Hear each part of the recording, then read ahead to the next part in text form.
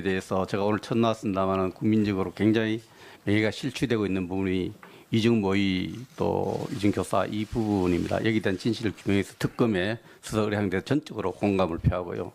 그 내용의 가장 큰 핵심은 PC가 누구 거냐 또 방송이 어떻게 사용됐냐의 경위에 대한 문제이기 때문에 특검에 그 사안을 같이 조사하도록 요청하는 게 옳다고 생각합니다. 검찰 조사도 최선을 다했지만 그 위에 많은 것이 실없게 제기되기 때문에 특검에 의뢰하도록 했으면 좋겠다 이렇게 하겠습니다. 예, 그 본 질의 들어가도록 하겠습니다. 우병우 수석에게 질문 드리겠습니다. 예. 그 민정수석실 기능에서 중복적으로 설명했습니다만 제가 파악하고 있기로도 민정수석은 국정원, 경찰, 검찰, 국세청, 감사원 5대 사정기관과 업무 조율을 하고 검찰과 법무부에 대해서 인사 검증을 하는 권한을 갖고 있죠. 예. 지금 굉장히 국가 운영에서 굉장히 대통령 보장이 핵심적인 보직인데 지금 이 상황에서 정의는 법률 행정적 책임에 대해서는 증언을 통해서 책임이 없다라고 할지 몰라도 도덕적으로 역사적으로 저는 엄청난 책임을 지고 있다. 무거운 책임을 느껴야 된다 이렇게 생각을 합니다. 이런 상황에 대해서 우리 국민들에게 그 무거운 책임감을 다시 한번 소회를 좀 말씀해 주십시오. 예. 제가 좀 더 면밀히 세밀히 살피고 업무를 했더라면 오늘 이렇게 국가적으로 어려운 여러 가지 상황이 발생하지 않았을 거라는 점에서 국민들께 대단히 송구스럽고 죄송하게 생각합니다. 살아가는 동안 그런 무거운 죄책감을 갖고 살아갈 것으로 생각을 합니다. 그런데 제가 가장 궁금한 것은 또 의문스러운 것은 최순실 게이트 핵심 주역들에 대해서 민정수석으로서 감찰을 해야 되는 감찰 소회가 충분히 제기되었다고 생각합니다. 왜냐하면은 2015년 11월 4일에 북한이 이미 당시에 그 반제 민주 전선이라는 사이트를 통해서 북한이 이미 보도를 해요. 선전선동을 합니다. 우리 대통령이 등용한 인물은 최태민, 최순실, 정윤의 인맥을 사용한다라고 이렇게 선전선동을 최초로 북한이 먼저 시작합니다. 우리 국내 언론 보다가 북한도 이런 문제를 제기하고 주변에서 이런 문제 제기를 했는데 민정수석이 왜 이런 부분에 대해서 감찰 판단을 하지 않았을까, 소위 판단을 하지 않았을까, 여기에 대해서 제가 지속적으로 의문이 드는데 왜 감찰을 하지 않았습니까? 지금 뭐 민정수석실에서 직접적으로 감찰을 하고 뭐 외부 가서 정보를 수집하고 하는 인력은 극히 제한돼 있습니다. 그리고 그 제한된 인력이 모든 정부 부처 장차관 뭐 고위 공무원들에 대한 뭐 그런 걸 다 담당하기 때문에 결국 저희가 주되게 어떤 내용을 파악을 하는 것은 해당 관련 기관의 보고에 주로 이렇게 하는데 그런 보고가 사실 없었습니다. 민정수석으로서 감찰 기능, 민정수석 기능이 제대로 작동하지 않는 데 대한 책임이 크다고 생각을 합니다.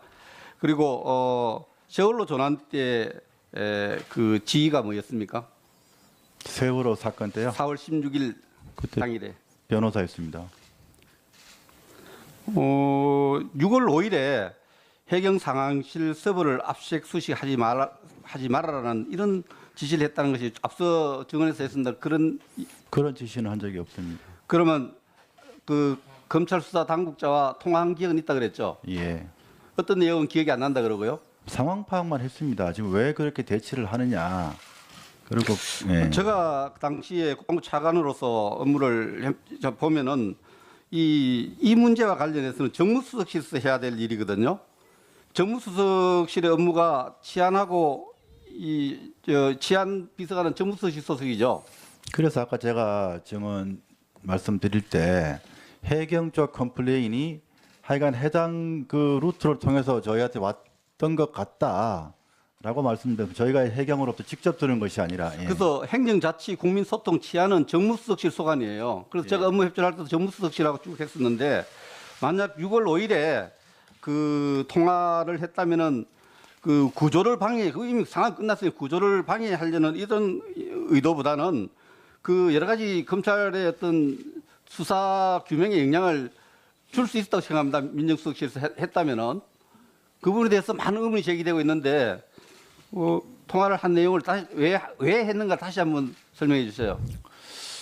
지금 해경 쪽에서는 먼저 영장 집행 범위가 아닌데 검찰이 그냥 중요 시설인 자료인 서버를 그냥 가지고 가려고 한다라는 컴플레인을 했던 것이고, 제 기억하기로는 검찰 쪽에서는 뭐 그 장소 범위에서 빠진 거는 맞지만 그 수사상 필요하다.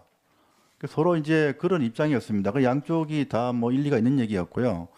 결과적으로 지금 그거는 바로 그날 나중에 보니까 검찰에서 다시 그 장소, 그 해당 그 서버가 있는 장소에 다시 영장을 받아서 집행을 해 가지고 갔습니다. 근데 그렇게 한 것이 결과적으로 보면 그 나중에 증거 능력이라든지 이 적법 절차라든지 이런 면에서는 오히려 뭐 이미 제출하는 것보다는 그게 더 낫지 않았나, 결과론적으로는 그렇게 생각을 합니다. 예,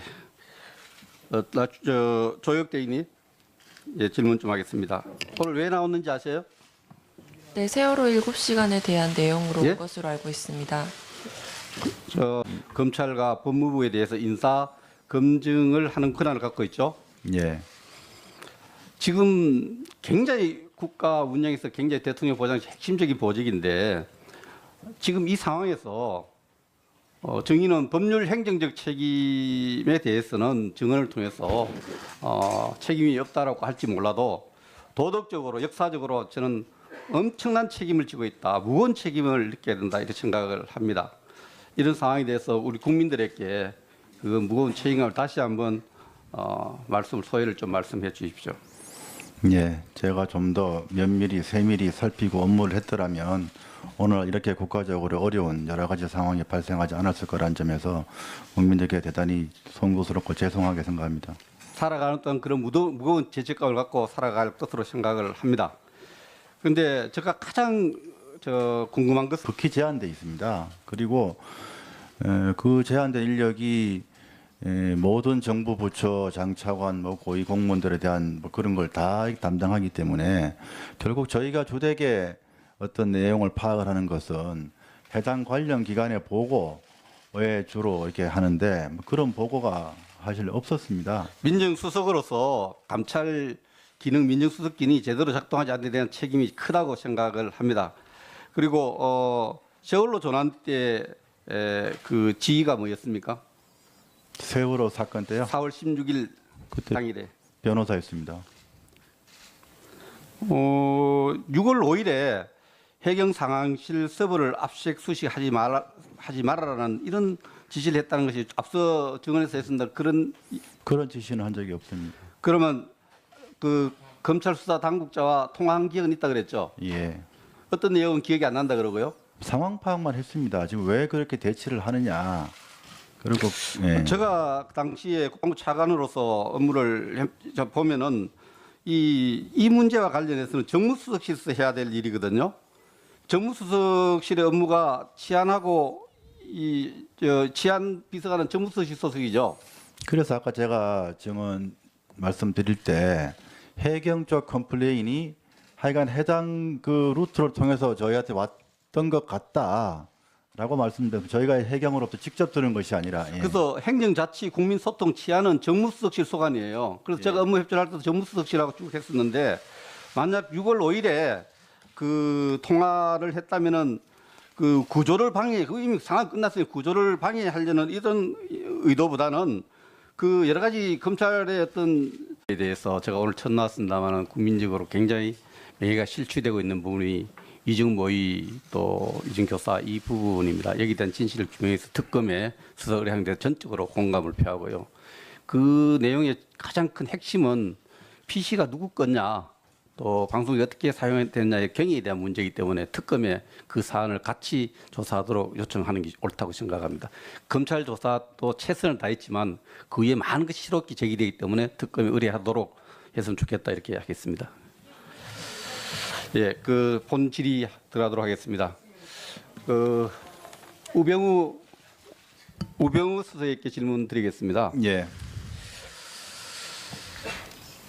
그 민정수석실 기능에서 중복적으로 설명했습니다만 제가 파악하고 있기로도 민정수석은 국정원, 경찰, 검찰, 국세청, 감사원 5대 사정기관과 업무 조율을 하고 또 의문스러운 것은 최순실 게이트 핵심 주역들에 대해서 민정수석으로서 감찰을 해야 되는 감찰 소회가 충분히 제기되었다고 생각합니다. 왜냐하면은 2015년 11월 4일에 북한이 이미 당시에 반제 민족 민주전선이라는 사이트를 통해서 북한이 이미 보도를 해요. 선전선동을 합니다.